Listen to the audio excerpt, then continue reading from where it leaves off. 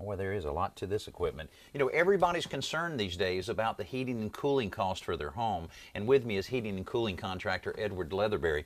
Now, Edward, what can the average homeowner do to their existing heating and cooling equipment to make sure that it's working as efficiently as possible?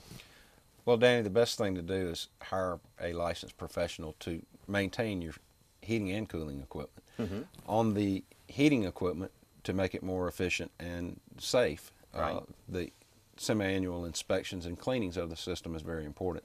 Cleaning the filter, cleaning the blower wheel and blower motor inside of there, inspecting safety controls, inspecting the burners, cleaning any parts that may need cleaning, and induced draft combustion motors, pressure switches. All of that needs to be tested before you run your heater. And that's a couple times a year to have the professional heating and cooling contractor out for that. Right. I guess they also pay careful attention to the duct work, and that's something really a homeowner can kind of check out themselves. Right. Duct work is very important because when you're losing air in your attic, you're wasting energy. So the duct system at this home is very tight. It's been sealed with mastic, duct mastic, which is a sealer that's over the tape along the joints, and especially around where the duct branch takeoffs come out. That seals up the airflow and protects the tape that's below it. Well, I tell you, I've been in a lot of attics over the years, and I've seen where maybe people are using it for storage like these homeowners are, and someone has stepped on the ductwork or something and broken it open.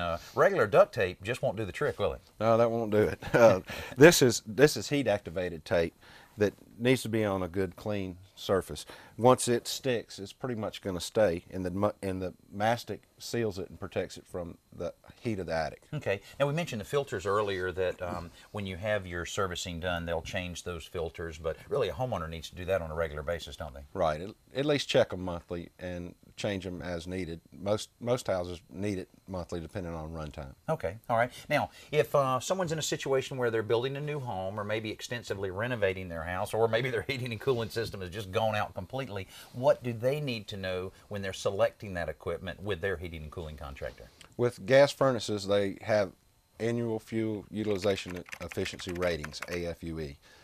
Northern climates tend to need to use the higher efficiency. The southern climates that don't have the runtime, the higher cost of the 90% equipment sometimes is not feasible, but the efficiency of them and reliability of them is important. Okay. Of course, I know that the higher efficiency units are going to cost a little more up front, and I guess a homeowner really needs to look at how much money it can save them on a monthly basis to kind of get an idea when they're going to get their money back. Correct, and that depends on the geographic area where they're located. Okay, great tips.